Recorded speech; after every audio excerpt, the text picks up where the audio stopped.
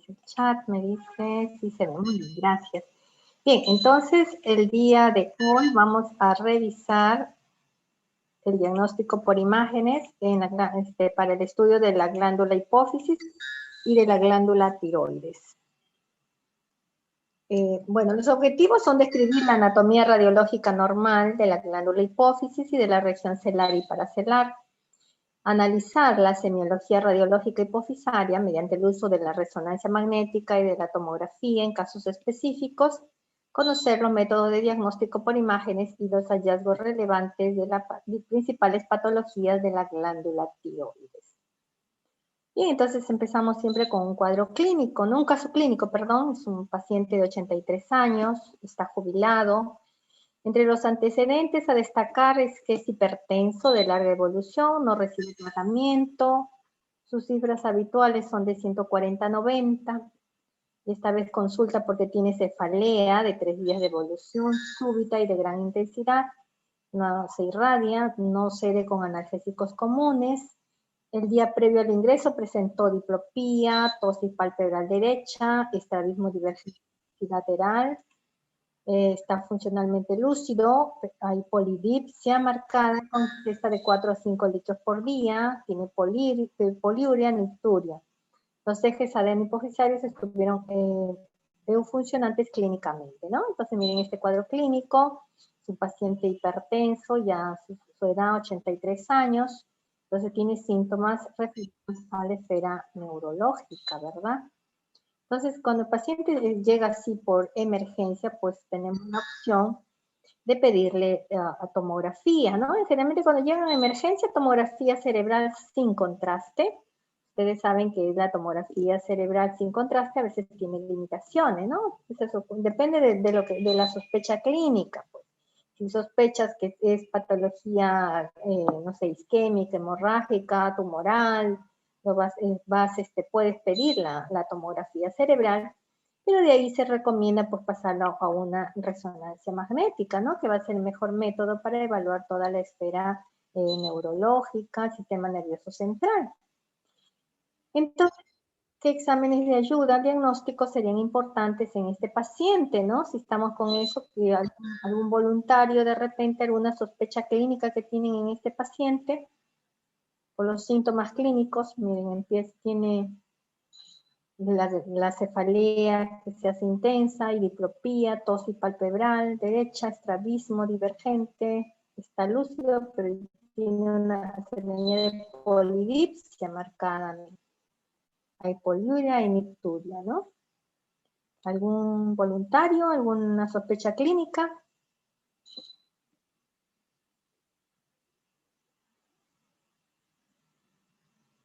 ¿Nos orientaría la posibilidad diagnóstica acá? ¿Ese cuadro clínico, alguna posibilidad diagnóstica se plantearía? Bueno, la pregunta es, ¿qué exámenes de ayuda al diagnóstico son importantes y necesarios, ¿no? Entonces, podrían, dependiendo del cuadro clínico y del caso clínico que ustedes tengan, de la sospecha clínica, ¿no? Si ustedes sospechan en ese paciente un tumor, pues ustedes saben que tendrían que pedirle pues un estudio contrastado o pedirle directo la resonancia magnética, ¿no? Entonces quizás justifica en ese paciente por los síntomas que tiene, ¿no? Los síntomas que hablan de diplopía, están hablando pues de, ¿no es cierto? Miren la tosis que ya tiene, o sea, hay algo ocupante de espacio. Hay polidipsia, si ya hay polidipsia ya tiene que ver con el eje adeno-hipofisario que está mencionado acá. Entonces, si ustedes sospechan patología de la glándula hipofisaria, pues tienen dos opciones, o una tomografía de silla turca o una resonancia hipofisaria, ¿no? Entonces, en este caso, al paciente le solicitaron pues su resonancia magnética, ¿no? Resonancia magnética contrastada. A ver, ¿qué opinan acá? Ajá, bueno, puede ser, tienes esa posibilidad, una diabetes insípida. Entonces se está sospechando una patología, ¿no? A nivel del eje hipotálamo hipofisario. Entonces, para evaluar mejor, ¿no?, toda esa zona, pues tenemos al estudio de la resonancia magnética. Y bueno, en este caso, la resonancia magnética hipofisaria describió miren, este fue el hallazgo, un proceso expansivo a nivel celular de 18 milímetros con invasión del seno cavernoso. Una señal hiperintensa en la periferia con realce luego de la administración de contraste, con persistencia de la hipointensidad central, remanente hipoficiario lateralizado a la derecha, imágenes compatibles con macroadenoma hipofisario, ¿no? Entonces, está evidenciando acá en la silla turca, hay una lesión, también está, ¿no? Un proceso de 18 milímetros, 18 milímetros no es grande, pero sí ya está ocasionándole todo ese cuadro clínico al paciente, ¿no? Entonces, el diagnóstico se plantea con la resonancia en un adenoma no funcionante de hipófisis, porque también dijeron que estaba eufuncionante, ¿no? Ejes adenohipoficiarios eufuncionantes clínicamente. Entonces, pero hay que plantear un diagnóstico diferencial, pues en este paciente, ¿no? Si no tienes la resonancia, pues planteas el diagnóstico diferencial con aneurismas, meningiomas, seminoma, linfoma, ¿no? Siempre tener presente un diagnóstico diferencial cuando tenemos un caso clínico. Bueno, en este caso la resonancia fue de gran utilidad porque se sospechó patología de la glándula hipófisis, ¿no? Y que podemos, para recuerdo anatómico de la glándula hipófisis, ustedes ya tienen conocimiento, solamente acá les voy a mencionar algunos datos importantes, ¿no? Las dimensiones, 5 de ahí que se divide, pues en neurohipófisis, adenohipófisis, ¿no? Bueno, ya se está localizado, ustedes saben, a nivel de la silla turca, ¿no? ¿Qué otras características más? Bueno, la adenohipófisis es por la invaginación del epitelio ectodérmico de la orofaringe, se alberga en la silla turca, situada en el centro del esfenoides y por encima del seno esfenoidal.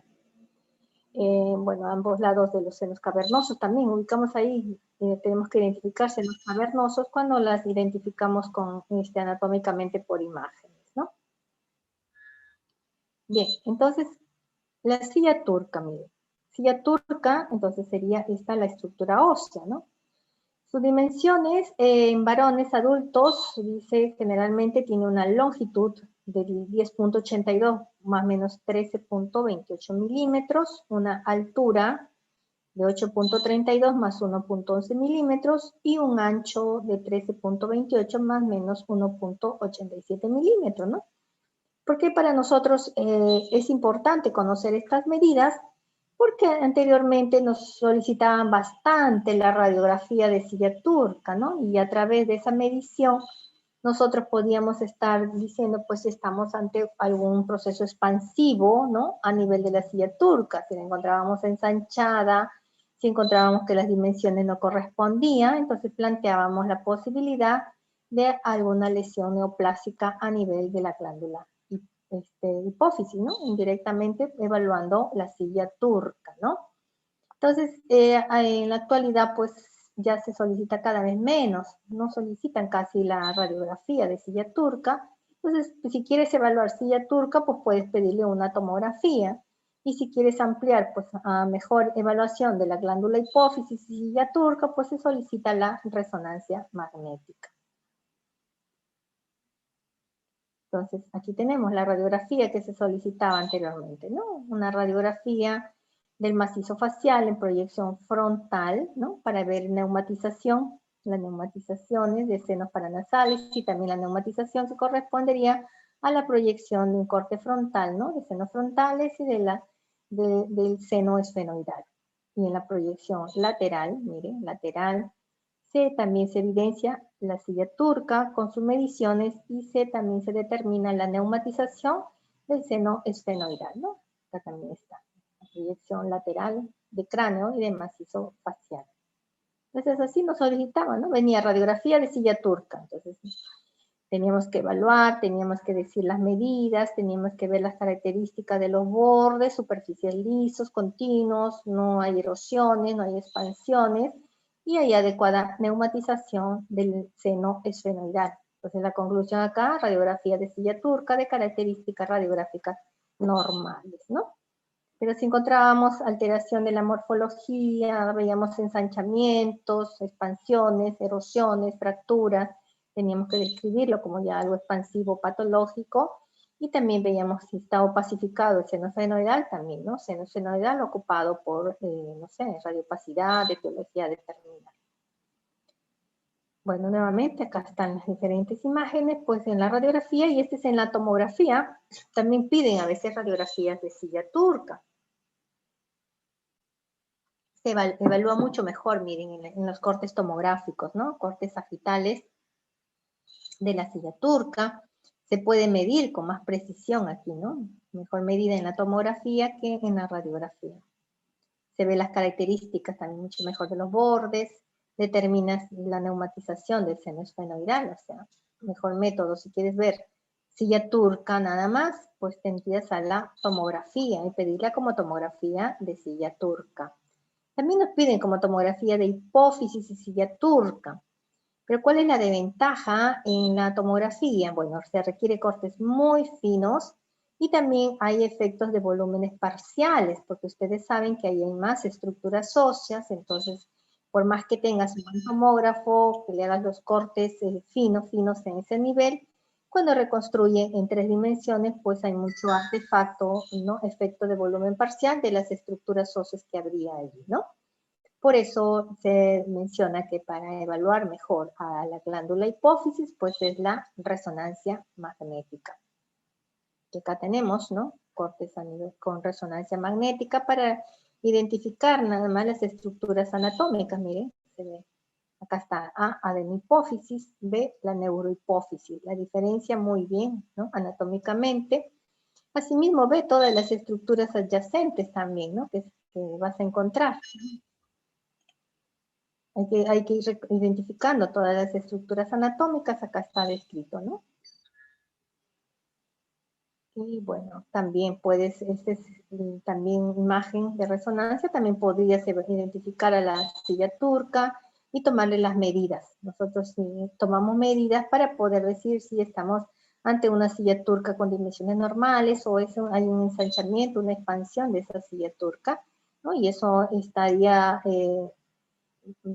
como signo indirecto de que hay una lesión que está ocupando espacio y que está produciendo la expansión de la silla turca. Bueno, entonces la resonancia magnética dice que presenta una sensibilidad cercana al 90%, ¿no? Para detectar lesiones a nivel de la glándula hipófisis, siendo el método de elección para valoración de la región hipotálamo hipofisaria. El método de elección entonces es resonancia magnética, debido a su resolución, visión multiplanar, discriminación tisular y ausencia de radiación ionizante. Entonces lo ideal debe hacerse con contraste. Entonces, ¿cómo van a pedirla? Resonancia magnética contrastada de hipófisis. Pídanlo como de glándula hipófisis, ¿no? Y que sea contrastada. Entonces, ¿en quiénes indicamos esa resonancia magnética? Pacientes con anormalidades endocrinas, en hipofunción de la neurohipófisis o adenihipófisis, hiperfunción de la adenihipófisis, parálisis paracraneal en tercero, cuarto, quinto o sexto, y en los defectos de campo visual. ¿Cuándo indicamos una tomografía? Mire, dice cuando la resonancia no es accesible, o sea, cuando paciente de repente que ha sido operado, ¿no? De algún aneurisma, tiene fluidos metálicos en el cerebro, no podemos hacerle resonancia magnética. Pacientes que no toleran el procedimiento porque es largo, entonces tomografía. Que de repente no hay resonador, se malogró el resonador del hospital, el paciente no puede realizarse en forma particular, también hacemos la tomografía. O sea, mire, entonces, ¿cuándo indicamos tomografía? Cuando la resonancia magnética no es accesible, ¿no? En ese caso, bueno, podríamos pedirle pues tomografía contrastada de silla turca y de hipófisis. Porque ya sabe el tecnólogo que tiene que hacer cortes muy finos de la región celar y paracelar, y que tiene que hacer las reconstrucciones tridimensionales también para poder evaluar mejor lo que se pueda a esa glándula hipófisis. Entonces, ¿en quiénes también indicamos cuando queremos evaluar calcificaciones tumorales? Ustedes saben que la resonancia tiene limitación para ver calcio. Entonces, si ustedes están identificando que hay una masa tumoral que tiene componente cálcico, como craneofaringioma, sí podrían pedirle una tomografía contrastada, ¿no? O también para evaluar las erosiones óseas, las hiperostosis, ¿no? Entonces, en ese caso, miren, en esos únicos casos justifica la tomografía computarizada, ¿no? Dice, las regiones celares y paracelares son zonas anatómicas y patológicamente complejas, siendo la resonancia magnética el gol estándar para su valoración. Eso están en los guidelines, ¿no? Entonces, resonancia magnética para evaluar la glándula hipófisis, ¿no? Bueno, y en la semiología radiológica empezamos pues identificando la hipófisis, la silla turca, sea el método que sea. Determinar, dice, si hay lesión, si encontramos una lesión, ¿dónde está? ¿No? Si está celular, paracelular, supra o infracelular. Hay que evaluar la lesión, qué tipo de lesión es, si es quístico, si es sólido, si tiene señal, ¿no? En resonancia, hiperintenso, hipointenso, si hay también calcificaciones asociadas o no, qué tipo de calcificaciones, si hay vacío de señal también, ¿no? Menciona eso. Y plantear todos los diagnósticos diferenciales con los hallazgos que tengamos. Y entonces esta es una clasificación que dan para la patología pituitaria, ¿no? Lesiones neoplásicas que pueden ser benignas o malignas. En benignas pues están los adenomas hipoficiarios, craneofaringiomas, gangliomas, tumor de células granulares, meningiomas, schwannomas, cordomas, tumores mesenquimales y vasculares. En la maligna los carcinomas, gliomas, tumores de células germinales, linfomas, histiocytosis de células de Langerhans, metástasis. En las no neoplásicas pues está la hiperplasia, lesiones inflamatorias, infecciosas, inmunes. En las quísticas, quiste de la Rathke, quiste aracnoideo, quiste dermoides, epidermoides, también aneurismas, hematomas, tumores pardos del hueso, hay que hacer también diagnósticos diferenciales con alteraciones del desarrollo y algunas causas metabólicas, ¿no? Entonces, según la localización, miren qué importante, también vamos a tener la etiología, ¿no? Entonces, hay que identificar las estructuras anatómicas que vamos a demostrar acá, ¿no? Estamos esto a nivel del hipotálamo, del quiasma óptico, del tallo hipofisario, ¿no? Miren los senos cavernosos. Tenemos también acá sería meninges, ¿no? De amarillito. Aquí tenemos a la glándula hipofisaria. Esto nada más sería la glándula hipofisaria, ¿no? Y acá tenemos el seno esfenoidal. Entonces, si encontramos lesiones a nivel del hipotálamo, pues miren las posibilidades, ¿no? Pensando en gliomas, amartomas, germinomas, histiocytosis de células de Langerhans o una sarcoidosis. Si encontramos alguna lesión a nivel del quiasma óptico, pues pensar en gliomas, enfermedades desmielinizantes, a nivel de tallo hipoficiario, quiste de la bolsa de Rathke, craneofaringioma, germinoma, histiocytosis de células de Langerhans, metástasis, tumor de células granulares. A nivel de seno cavernoso, pues aneurismas, arteria carótida interna, schwannomas, enfermedades inflamatorias, como sarcoidosis, tuberculosis, fístulas carotidio-cavernosas o una metástasis, ¿no? Y en la glándula hipófisis, miren, si hay alguna lesión en glándula hipófisis, pues son adenomas o son quistes o son craneofaringiomas. Y a nivel de las meninges, pues meningiomas, ¿no? O una meningitis. Y en seno esfenoidal, pues carcinoma epidermoide, cordomas, sarcomas o algunos procesos inflamatorios también, ¿no? Entonces, en la población pediátrica, pues hay que hacer pues, los diagnósticos diferenciales también con malformaciones congénitas, ¿no? Como augenesias, hipoplasias hipoficiarias, hipófisis ectópicas, duplicaciones hipofisarias, amartomas, canal craneofaríngeo persistente, quiste de la hendidura de Rathke, cefalocele, quiste epidermoide, lipoma, silla turca vacía también te sospechar, ¿no? Entonces, en ellos, pues si tenemos algún paciente pediátrico, entonces le vamos a tener que pedir una resonancia magnética, ¿no? No le vamos a pedir tomografía a ese niño, lo vamos a irradiar y ustedes saben las limitaciones que tiene el método tomográfico, ¿no? Entonces, los adenomas y de la misma hipófisis, miren, son cortes de resonancia, pues, ¿no? En coronales, las diferentes secuencias, T1, secuencia de T2, ¿no? Y este sería también T1, T2, y este es en la fase T1 contrastada, ¿no?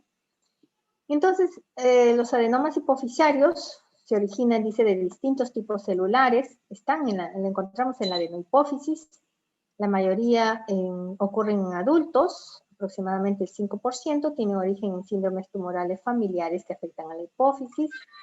Y acá es importante el tamaño, porque si es pequeño, miren, menos de 1 centímetro, le decimos microadenoma. Y si mide más de 1 centímetro, ya sería un macroadenoma.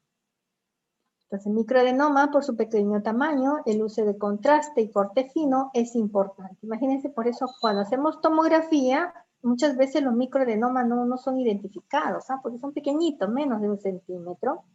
Entonces, en resonancia sí, ¿no? Y hay cambios, dice, sutiles que nos pueden orientar en las imágenes estructurales, ¿no? Como abombamiento asimétrico del contorno de la glándula, ¿no?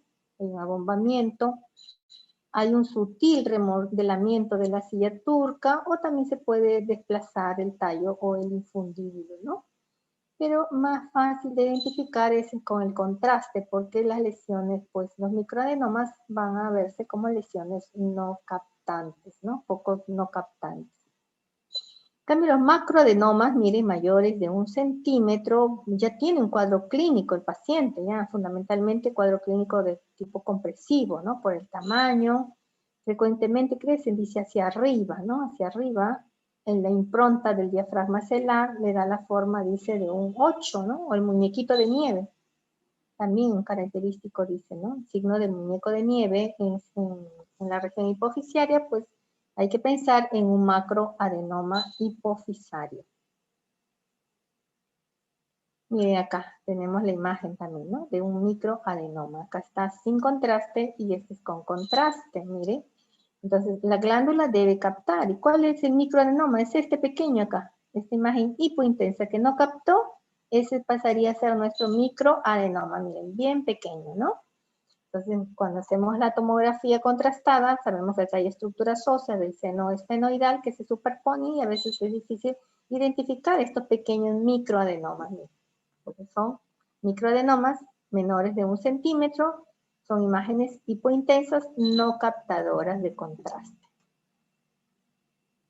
También miren los macroadenomas, fácil de identificar, ¿no? Ya son masas de extensión supracelular, crecen hacia arriba, tienen la forma del muñeco de nieve o del 8 también, forma de 8 muñeco de nieve, ¿no? Y hay una intensa captación de contraste, ¿no? Entonces, miren, son fáciles de identificar, ¿no? Se identifican como masas hiperintensas, ¿no? Tanto en T1 como en T2 captadoras de contraste. Miren la tomografía, ¿no? La tomografía, ustedes saben que acá pues tenemos estructuras óseas, hay que hacer recortes finos y hay que tratar de evidenciar. Si ya vemos una expansión o aumento con una deformidad de la región celular, pues hay que hacer la sospecha de un macroadenoma, como en este caso, ¿no? Porque los microadenomas generalmente no te dan remodelación ósea, a veces no las identificamos, ¿no? Y mucho más si lo hacemos sin contraste, es difícil de identificar un microadenoma por tomografía, ¿no? Entonces hay que usar contraste, ¿no? Microadenoma dice utilización de contraste para diferenciar lesiones menores a 10 milímetros que son hipocaptantes, ¿no? Y poder decir, esta zona me impresiona hipocaptante, podría ser un microadenoma. En cambio, los macroadenomas, por ser de mayor tamaño, mayor de 10 milímetros, son hipointensos e isointensos o hipodensos también en la tomografía. Y los macroadenomas sí que generalmente captan contraste, ¿no? Pueden y producen generalmente erosiones óseas, o sea, son más fáciles de identificar los macroadenomas tanto en tomografía como en resonancia magnética.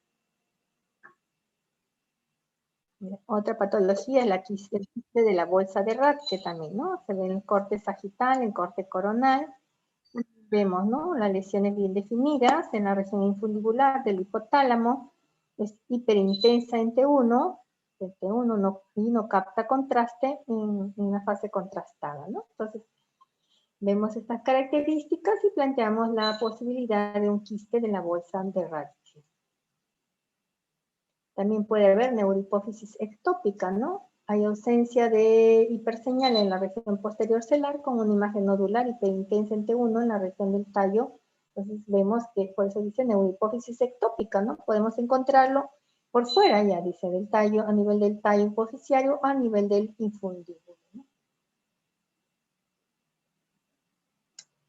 También otra patología, quiste hipofisario congénito, ¿no? Es una lesión bien definida, hiperintensa en T2, con realce, sin realce, dice, con gadolinio, que se sitúa a nivel de la glándula hipófisis, ¿no?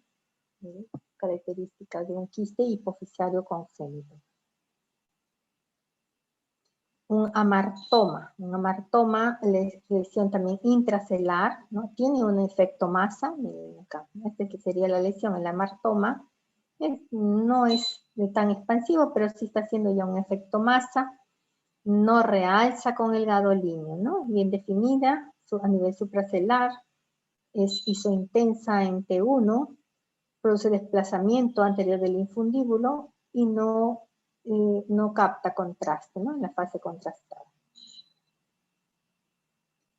También podemos encontrar las sillas turcas vacías, ¿no? O de doble fondo. Entonces, cuando tomábamos la radiografía teníamos que ver el doble fondo, ¿no? Dos imágenes ahí, dos halos radiopacos, ¿no?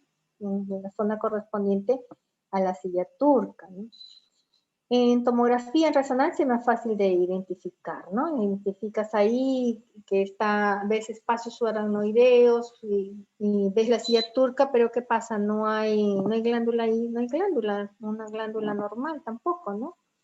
Entonces ya se hace el diagnóstico de silla turca vacía.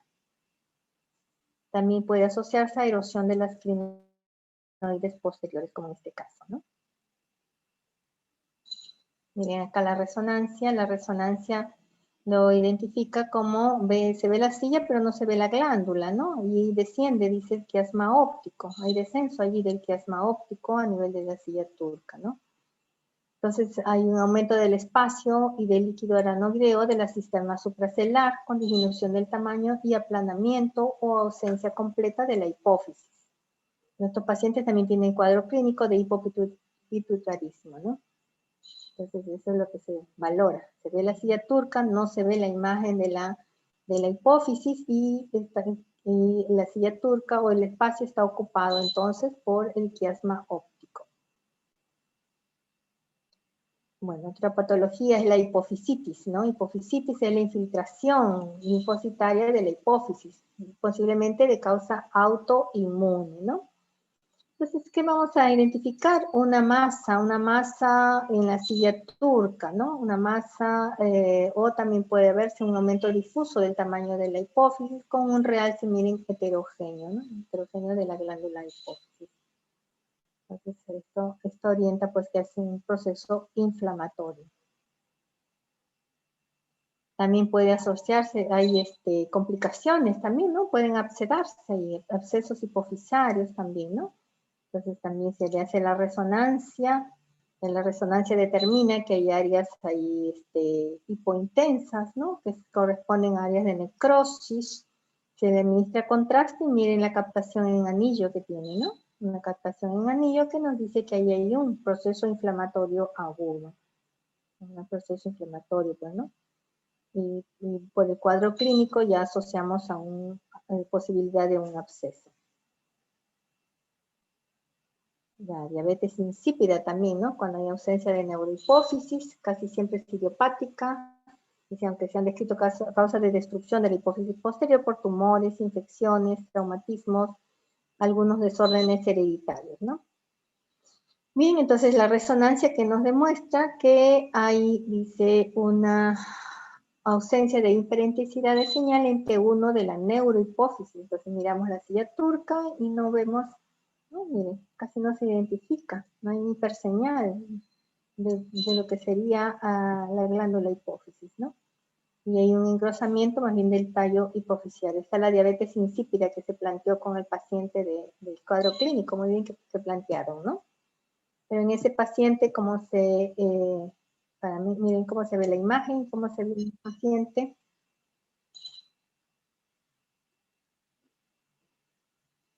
El paciente que vimos acá era...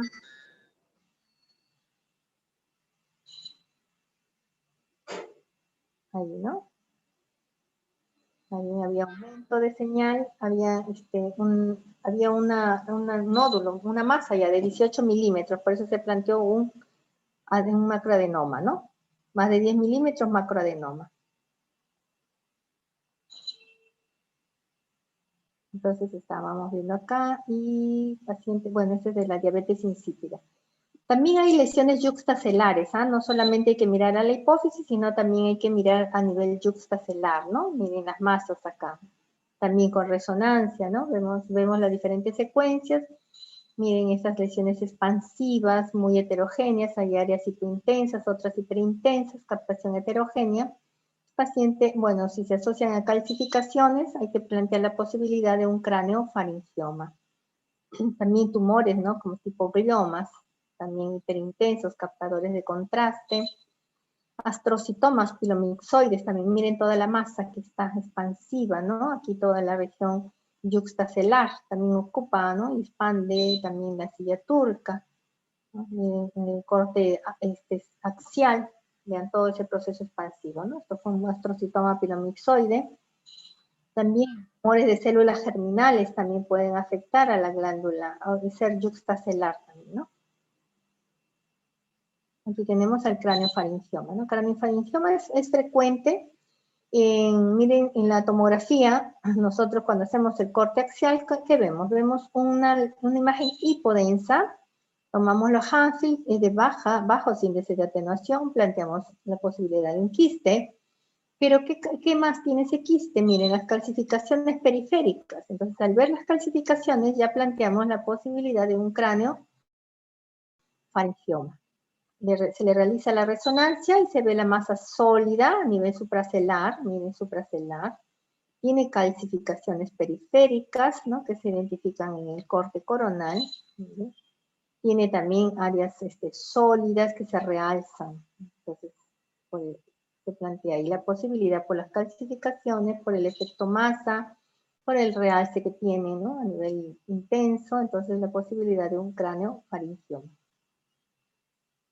Bueno, esta es característica de los craneofaringiomas, ocurren generalmente pues en la primera década, ¿no? El 50% de los casos se da en los niños, y el otro porcentaje también en los mayores de 50 a 60 años. El cuadro clínico acá caracteriza hipertensión intracraneal, alteraciones visuales o de la función hipofisiaria. Y las calcificaciones es importante, ¿no? Por eso las identificamos también en el estudio tomográfico. Bueno, los gliomas, el segundo tumor en la infancia más frecuente, localización supracelular, se localiza en el hipotálamo o en el quiasma, se asocian a la neurofibromatosis tipo 1 hasta en el 50% de los casos, ¿no? Es de aspecto infiltrante, suele presentar componente quístico y sólido, hipointenso en T1 y moderadamente hiperintenso en T2, ¿no? Entonces aquí tenemos la imagen en resonancia, miren qué fácil de identificar. La imagen acá hipointensa, miren la captación, ¿no? En T2 fácil de visualizar, ¿no?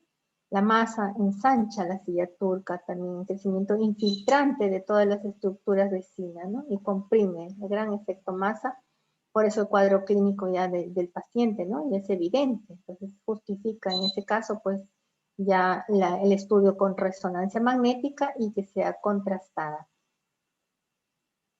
También los meningiomas, ¿no? Masas sólidas, en senos cavernosos y hay realce, ¿no? Los meningiomas se caracteriza porque hay un realce bien intenso, también en tomografía, a veces los identificamos, hacemos un estudio tomográfico simple, de repente no lo vemos, pero cuando ponemos contraste, vemos la gran captación del contraste, entonces es fácil de identificar a los meningiomas. Bueno, hasta ahí con respecto a la glándula hipofisiaria, como podemos ver, es muy importante la solicitud del estudio de resonancia magnética, debido a que va a ser el método que va a evaluar mejor toda la patología de la glándula hipofisiaria, ¿no? Es importante pues evaluar al paciente, ver el cuadro clínico y tener la sospecha, ¿no? De la patología de esa esfera hipofisiaria. Entonces, inmediatamente, bueno, en el algoritmo, tener ustedes en consideración pues el estudio de resonancia magnética, y ya si no es posible realizarle la resonancia, pues podrían optar por la tomografía, pero pidan tomografía contrastada de hipófisis, tienen que pedirle, ¿no? Hipófisis y silla turca, para que llegan los cortes finos y les muestren las imágenes en axial, en coronal y en sagital, ¿no? Multiplanares. Bien, entonces pasamos ahora a la glándula tiroides. Entonces la glándula tiroides sabemos que es una glándula pues accesible, ¿no? Está en la región anterior del cuello, tiene los cartílagos también que lo rodean anatómicamente, entonces es fácil de evaluar, ¿no es cierto? Ustedes lo pueden palpar, pueden cuando tengan al paciente, van a examinarlo, tienen que saber las medidas también de la glándula tiroides, tienen que saber la funcionalidad de la glándula tiroides, ¿no? En el recién nacido, sus dimensiones pues, longitudinales son de 18 a 20 milímetros, un AP de 8 a 9, y de un año pues vamos viendo el crecimiento de lo longitudinal. En el adulto pues de 4 a 6 centímetros, con un anteroposterior de 1.3 centímetros. El istmo es importante, ¿no? Determinar. Dice que el istmo no debe tener como medida promedio 5. O sea, si encontramos istmos de más de 6 milímetros, más de 6 milímetros, ya podríamos decir que estamos ante un bocio, ante un crecimiento de la glándula tiroides, ¿no? Igualito, el diámetro antero-posterior también no debe pasar de 2 centímetros, ¿no? Entonces, estos son criterios que en realidad para nosotros, cuando evaluamos ecográficamente la glándula, decimos estamos ante un bocio o es un volumen normal, ¿no? Entonces, miren, el volumen para el neonato va de hasta 1.4 mililitros o centímetros cúbicos, en el adulto de 10 a 11, ¿no? Centímetros cúbicos. Ese es de toda la glándula. Entonces, aquí, para evaluar la glándula tiroides, debido a que es accesible, pues el método principal es la ecografía. El ultrasonido, ¿no? De la glándula tiroides, que debe realizarse con transductores lineales de alta frecuencia, ¿no? Son lineales debido a que va a ser evaluado pues tejidos superficiales. También requiere entrenamiento del personal porque no solamente nos limitamos a visualizar en modo B, también hacemos modo Doppler, hacemos elastografía, todas las técnicas que nos permita pues evaluar adecuadamente a la glándula tiroides, ¿no? Entonces, las indicaciones, mire, de una ecografía de tiroides. Determinar la localización de una masa cervical palpable. O sea, primero es el examen clínico. Hay que evaluar a la glándula tiroides. Con el examen clínico, nosotros podemos decir, está de tamaño normal o tengo sospecha de crecimiento, de un bocio. Igualmente, también ver la consistencia de la glándula tiroides. Si ustedes empiezan a palpar alguna zona nodular dura, también sospecha de una lesión neoplásica, ¿no? Eso ya tiene que venir ya en la indicación de la ecografía. Cuando soliciten la ecografía, ya colocar su planteamiento diagnóstico, ¿no? Descartar bocio, descartar, no sé, una tiroiditis, descartar multinodularidad o nódulo tiroideo, determinar las características del nódulo tiroideo, ¿no? Eso ya con el examen clínico podrían ya ir orientando a ustedes a la posibilidad diagnóstica. Entonces la ecografía va a ayudar a caracterizar el nódulo, ¿no? Les va a decir si el nódulo es quístico, es sólido, les va a decir si tiene apariencia de benignidad o apariencia de malignidad. También va a detectar nódulos ocultos en pacientes con historia de irradiación de cabeza a cuello, también, ¿no? Pacientes que han sido irradiadas por alguna otra causa. Entonces hay que evaluar a esa glándula tiroides porque sabemos que el tejido tiroideo es radiosensible. O sea, si la paciente ha sido sometida a muchos estudios, por decir, tomográficos, entonces también podría con el tiempo pues, tener consecuencias en su glándula tiroides, ¿no? Ya sea alteraciones funcionales o también por problemas con algún nódulo o cáncer de tiroides. También la ecografía ayuda para determinar la extensión de una enfermedad maligna tiroidea conocida, ¿no? Una paciente que, bueno, tiene una masa, le hacen biopsia y después nos envían a la ecografía para que nosotros le digamos, pues, cómo está el resto de la glándula, ¿no? Como de repente el nódulo o la masa está en el lóbulo derecho, hay que ver cómo está el istmo, cómo está el lóbulo izquierdo, hay que evaluar toda la cadena ganglionar, todo, ¿no? Todo lo que hay en cuello, eso ayuda la ecografía. También pacientes operadas, ¿no? Que se les hace tiroidectomía, evaluar si hay tejido residual. Y también nos sirve de ayuda para hacer la biopsia con aguja fina, ¿no? Si encontramos un nódulo en la ecografía pequeño, ¿no? Entonces colocamos el transductor y también la aguja para tomar la muestra, ¿no? Nos sirve de guía. Entonces, la patología tiroidea, ¿no? Referente al tamaño, tenemos un bocio. El bocio es el crecimiento de la glándula y decimos difuso cuando es toda la glándula que ha crecido, ¿no? Hay un crecimiento difuso de la glándula tiroidea. Entonces, podemos optar por una ecografía, pero también se puede realizar una gammagrafía de tiroides, ¿no? ¿En qué ayudaría la gammagrafía? De repente para decir si es un bocio hipercaptante o hipocaptante, ¿no?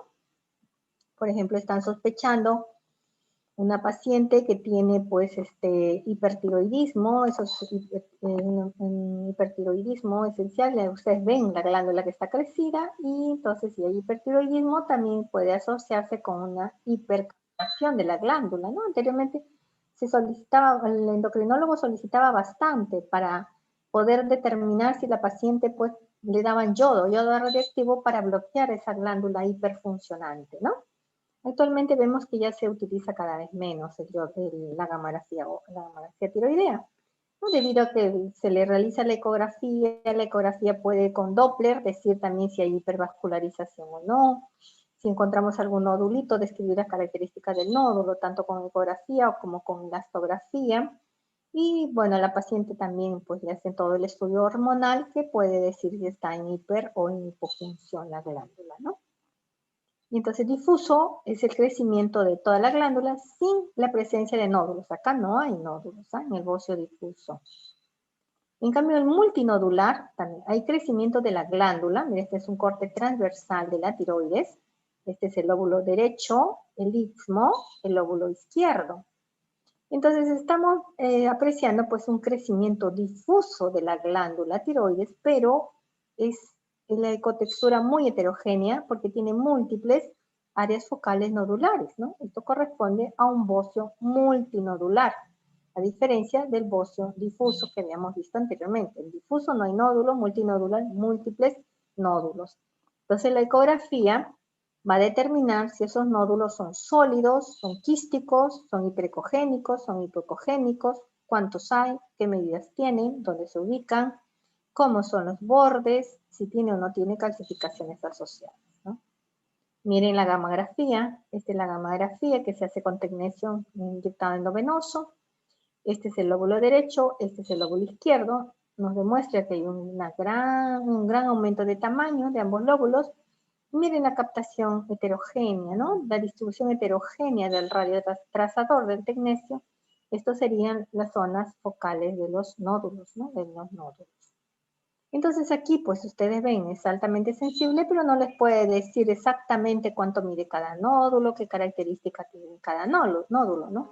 A diferencia de la ecografía, que sí, la ecografía, como es un estudio morfológico, les va a determinar, pues, con precisión las características de los nódulos. Y esta es la ecografía modo B, donde estamos viendo corte longitudinal del lóbulo izquierdo de la tiroides, ¿no? Longitudinal. Y el parénquima debe verse así todo. Pero ¿qué estamos viendo? En la región central, miren esta imagen. Este es un nódulo isoecogénico con el resto del parénquima, pero tiene un halo. No sé si ven ahí esta zona hipoecoica que rodea a esta zona gris que está adentro. Entonces, este es un halo. Entonces nos determina y nos circunscribe a este nódulo. Aquí hay otro nódulo, miren, otro nódulo está marcado acá. Este nódulo es más hiperecogénico que el resto del parénquima, pero no tiene casi márgenes, ¿no? Son irregulares. Y acá hay otro nódulo también. O sea, en este espacio acá hay 3 nódulos. Un nódulo que tiene un halo, por eso lo veo bien.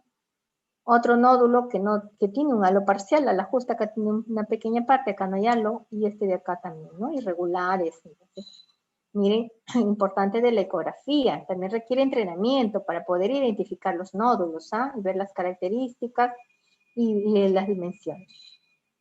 Entonces, siempre cuando hay nódulos, sospecha de nódulos, la solicitud debe ser con Doppler, ¿no? El Doppler evidencia las características de esos nódulos, ver si el nódulo tiene flujo, mire, en la periferia o a nivel intranodular, ¿no? Eso es importante porque decimos que si tiene pues, flujo vascular a la periferia y no intranodular, pues orienta a un nódulo benigno. Pero si encontramos muy vascularización, tanto a nivel intranodular o periférico, hablamos de nódulos con sospecha ya de malignidad, ¿no? De todas esas características nosotros vamos describiendo para poder concluir si tiene característica de benignidad o de malignidad, ¿no? Y acá está, miren, la enfermedad nodular tiroidea, el diagnóstico diferencial que nos planteamos. Procesos benignos, nódulos hiperplásicos, tiroiditis de Hashimoto, quistes coloidales, simples o hemorrágicos, adenoma folicular, adenoma de célula de Hodgkin, quiste tirogloso. Procesos malignos, carcinoma del folículo, que puede ser papilar, folicular, anaplásico, de células de Hodgkin. El carcinoma medular, el linfoma primario, o también lesiones metastásicas también a tiroides, como el cáncer de pulmón, mama, riñón, ¿no? Entonces, todos estos diagnósticos diferenciales planteamos cuando tenemos la conclusión de nódulo benigno o nódulo maligno. Entonces, ¿qué características vamos a evaluar en un nódulo tiroideo? Primero, la consistencia interna. El nódulo es sólido, el nódulo es mixto o el nódulo es quístico. Entonces ya sabemos, lo sólido en ecografía, ustedes lo van a ver o hipoecogénico o hiperecogénico. El mixto, ¿qué quiere decir? Que tiene componente sólido y tiene componente líquido, ¿no? Ustedes saben que el líquido se ve anecogénico, negrito. Entonces un mixto, ustedes van a ver áreas que son hipo o isoecogénicas o hiperecogénicas que se alternan con áreas anecoicas, ¿no? Y el puramente quístico son anecoicas, son negritas en ecografía.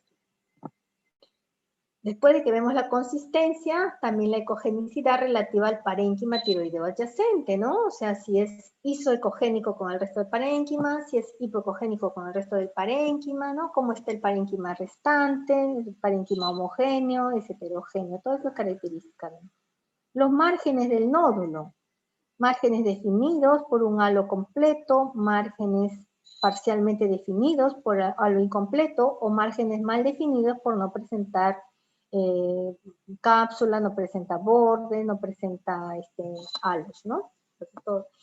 Después también las calcificaciones, ¿qué tipo de calcificaciones? Si tiene o no, decimos no tiene calcificaciones, o si tiene calcificaciones, ¿qué tipo son? Micro, macro, si son redondas, si son ovaladas, si son amorfas, pleomórficas, dismórficas, todas esas características vamos viendo. De ahí el halo periférico sonolucente, ¿no? O hipoecoico, anecoico que rodea. Entonces, es decir, halo periférico completo sonolucente nos habla de benignidad.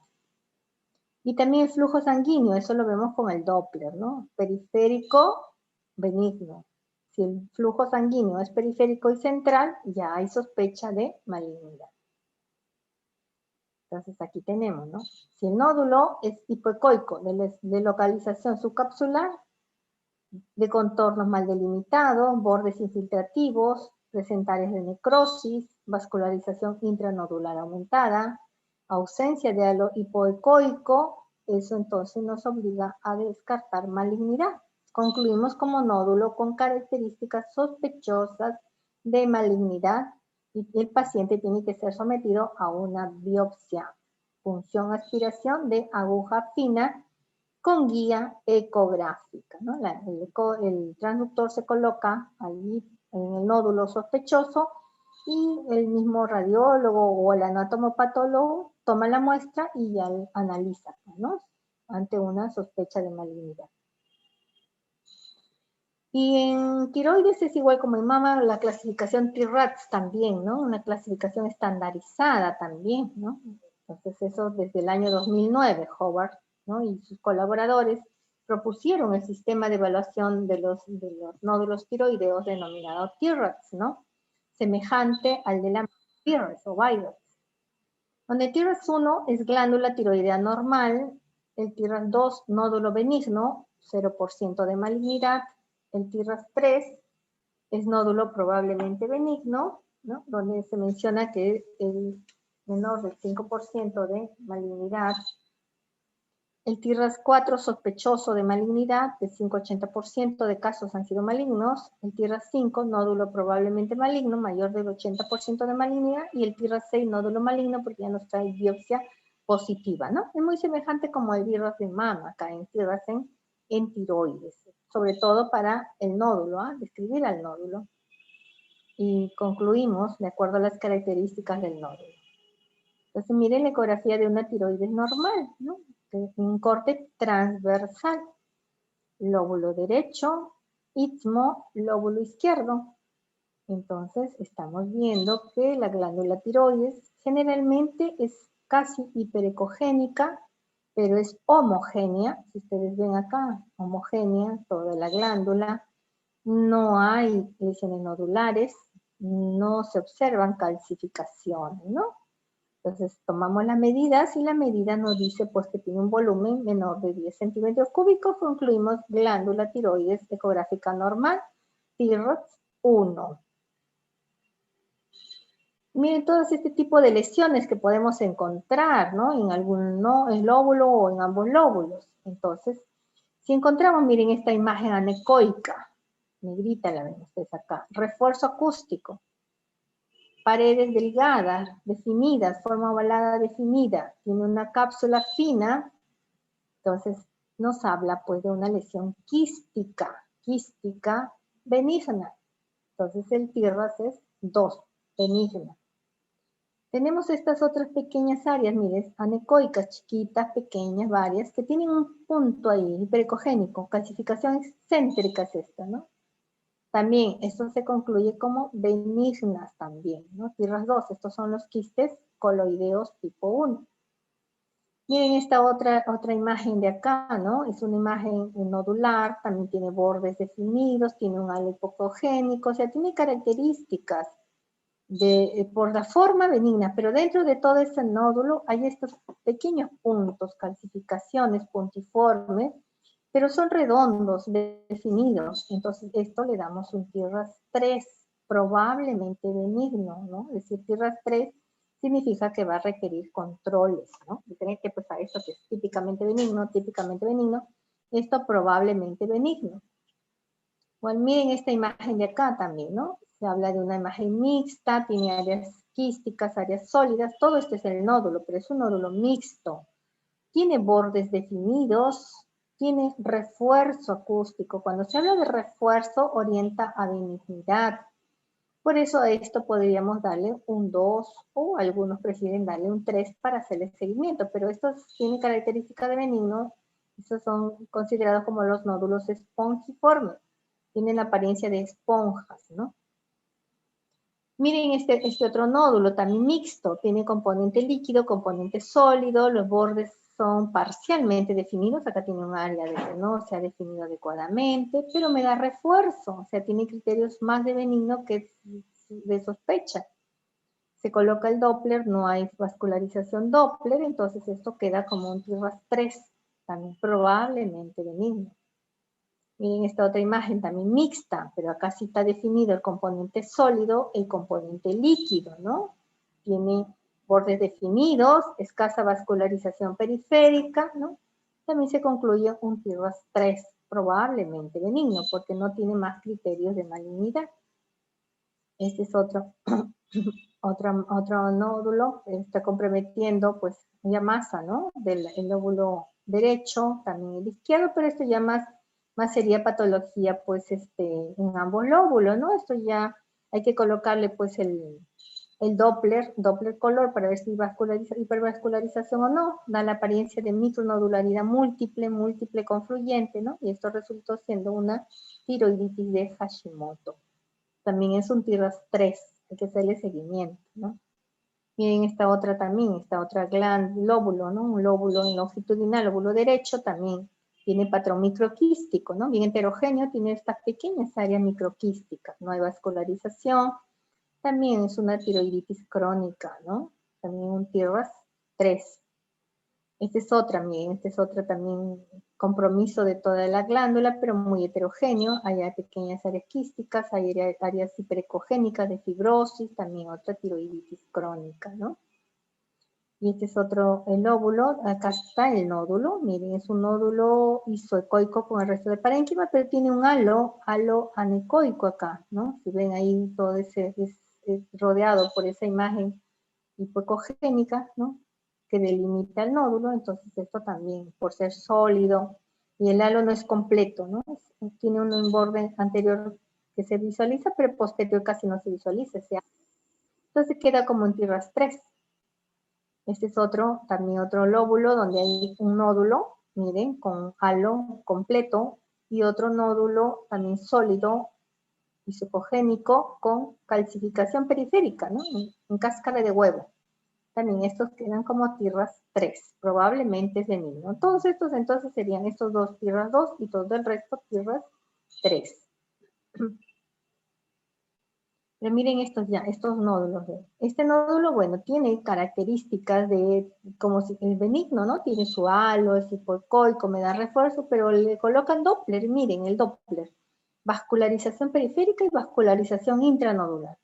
Por la vascularización intensa que tiene, entonces ya pasa a ser un 4, ¿no? Un 4 y debe ser biopsiado para descartar la posibilidad de una neoplasia, ¿no? Una neoplasia maligna, TIRAS 4. Ya hay sospecha de malignidad.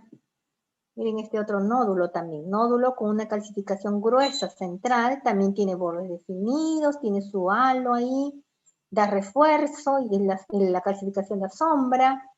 Se le coloca el Doppler y ve la intensa vascularización interna también, TIRAS 4, pasa a biopsia. Esta es otra masa también, ¿no? Bien heterogénea. Tiene zona hipoecogénica, otra hiperecogénica, vascularización, bordes irregulares. Por los bordes irregulares, ¿no? Bueno, que tenga poca vascularización, pero sus bordes irregulares también hace que lo cataloguemos como un TIRAS 4. Este es otro nódulo también, ¿no? Tiene bordes definidos, hay refuerzo, tiene calcificación, pero también es importante, acá no tenemos el Doppler, entonces actualmente los TIRAS también exige que hagamos Doppler en los nódulos tiroideos, ¿no? Para ver si hay ese hiperflujo o esa hipervascularización interna que nos diga pues que estamos ante alguna sospecha de malignidad, ¿no? De neovascularización. Igual este es otro nódulo, bordes lobulados, ecogenicidad heterogénea, hay áreas más hiper, hay otras áreas hipo, da refuerzo, pero es vascularizado, hipervascularización intranodular. También TIRAS 4 para que se le haga biopsia, ¿no? Este es otro pequeño nódulo, en realidad pues este nódulo tendría también, o sea, ahora todo nódulo debe colocarse así como acá, miren, su Doppler, su elastografía, acá tiene elastografía, ¿no? Elastografía. Y también, bueno, hay que evaluar los ganglios también, ¿no? Ganglios linfáticos, ver las características, si nos da algunas sospechas también de malignidad en los ganglios, porque si ya vemos que hay ganglios que son tipo de sospecha metastásico, pues ya no sería 4, sino pasaría a un TIRAS 5 ya, con más sospecha de malignidad. Y estos son los 5, miren. Un nódulo que tiene calcificación, da sombra acústica, entonces también hay que colocarle Doppler de todas maneras para ver si hay vascularización o no. Acá tenemos, este es un nódulo también hiperecogénico, con halo, pero alrededor, adyacente hay otro nódulo que me da sombra acústica, tiene calcificaciones puntiformes, también ya es TIRAS 5 ya, ¿no? Por las microcalcificaciones que tiene asociadas. Es otro signo también, ¿no? La hipervascularización intranodular, y si se asocia con microcalcificaciones dentro del nódulo, también ya pasa a ser un 5 ya, con sospecha de malignidad, ¿no? Igual, miren la vascularización, miren las microcalcificaciones, ¿no? Este es un TIRAS 5, miren los bordes irregulares, casi no identificables. Se le hace la elastografía determina dureza en ese nódulo, ¿no? Un patrón de dureza. Entonces, mientras más duro se vea, de color azul, hay más sospecha de malignidad, ¿no?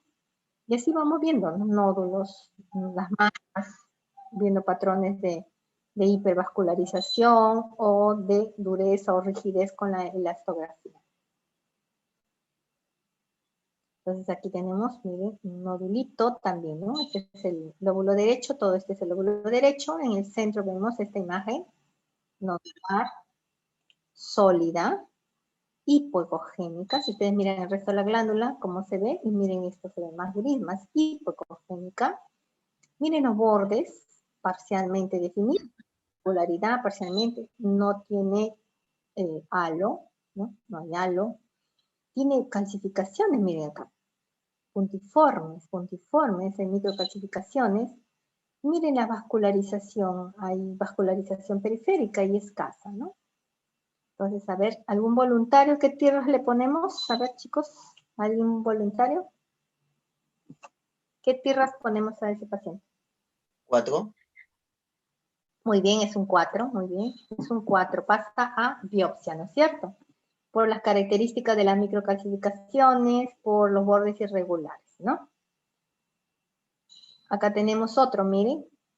Es un nódulo mixto, tiene áreas anecoicas, que probablemente, cuando nosotros vemos sólidos que tiene áreas así, tiene vascularización desorganizada, tiene microcalcificaciones, decimos pues que probablemente haya zona de necrosis, ¿no?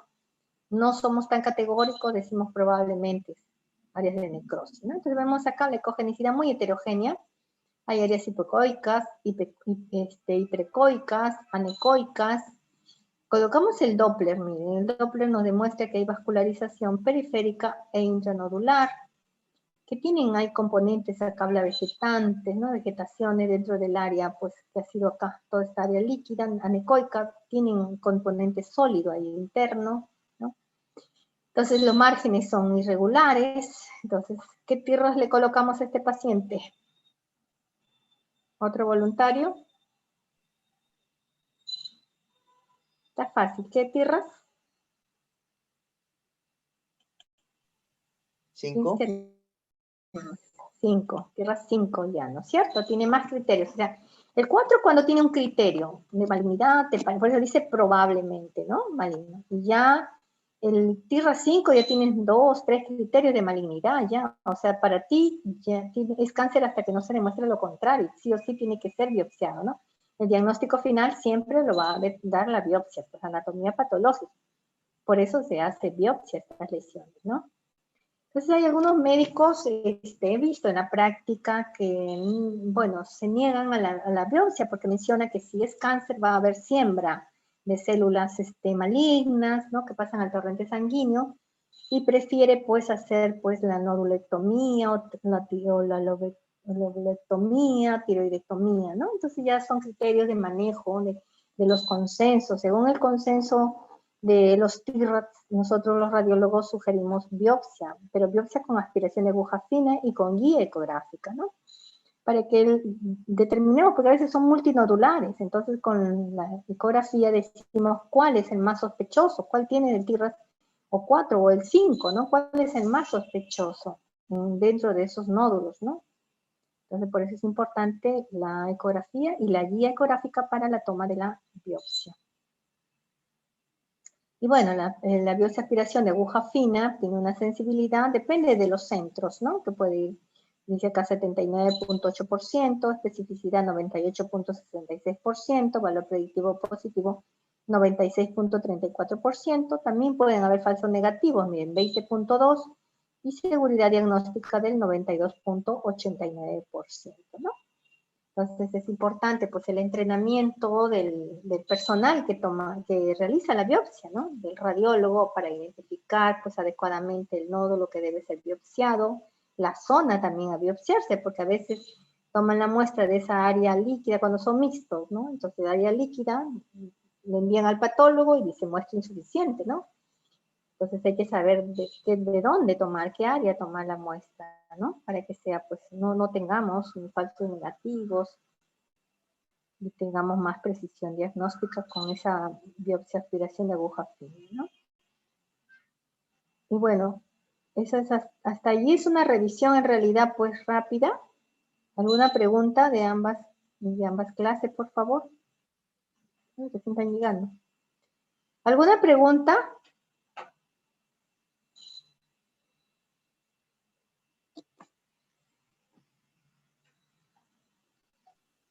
Doctora, ¿la hipófisis llega a biopsiarse? No, es difícil pues que llegues a tomar biopsia de ahí, no la biopsiamos a la hipófisis en realidad, pues si ya es una masa, ya pasa el neurocirujano a intervenirlo quirúrgicamente, pero no hacemos biopsia en realidad. Y por eso es importante ya darle las características ya con la resonancia, a través de resonancia, pues si se ve una lesión expansiva, ver las características, ¿no? Ver si es de la hipófisis o si es yuxtacelar también, ¿no? O sea, todo eso nos ayuda bastante la resonancia. En realidad el médico, bueno, que lee resonancia, pues tiene que tener amplio conocimiento, tanto de la anatomía como de toda la patología, de todas las características, de diferentes secuencias que debe ver, ¿no? En la resonancia, y la conclusión de resonancia es muy importante para que el neurocirujano decida pues la intervención quirúrgica del paciente. Si es una masa, si sea benigna, sea maligna, entran a cirugía, ¿no? Si es un microadenoma, no lo operan al paciente. Un microadenoma es pequeñito, ¿no? Le dan su tratamiento y sus controles. Si es este proceso inflamatorio, ¿no? Una hipofisitis, también su tratamiento. Las sillas turcas vacías, pues no vas a entrar a intervenir quirúrgicamente, ¿no? Entonces depende pues de las características que tengamos con el estudio de resonancia, por eso se dice que es el método, el gold estándar consideran a la resonancia, ¿no? Pero hay que hacerlo bien con todas las secuencias y siempre que sea con contraste, estudio contrastado con gadolínio, ¿no? ¿Alguna otra pregunta?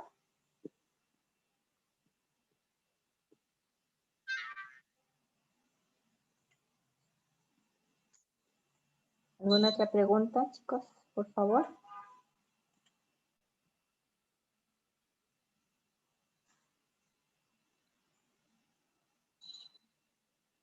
Creo que están... voy a dar porque se ha entendido. Gracias, doctora. Gracias. Bueno, entonces las conclusiones. Ya, las conclusiones, bueno, la prueba de imagen de elección para la valoración de la patología celular es la resonancia magnética, ¿no? Lo importante de esta clase es de ustedes cuando sospechan patología de la glándula hipófisis o de la región celular y extracelular, piden resonancia magnética contrastada, ¿no?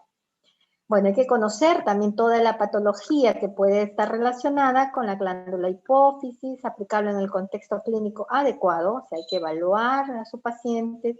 El cuadro clínico es muy importante porque ya teniendo ustedes una buena evaluación clínica, ustedes ya van a cortar, dice, de manera considerable la lista de posibles diagnósticos diferenciales, ¿ah? Y nos va a facilitar el trabajo del radiólogo. Eso se aplica para todo, ¿ah? Porque estamos viendo, bueno, ahorita lo aceptamos por pandemia. No colocan ninguna información, ¿no? Viene ecografía de abdomen, no sabemos por qué, ¿no? Porque le pide, que sospechan, que quiere evaluar, no sabemos, viene así. RX de tórax, bueno, asumimos que por pandemia están pidiendo RX de tórax, pero de repente puede ser alguna otra causa, ¿no? Descartar tuberculosis, descartar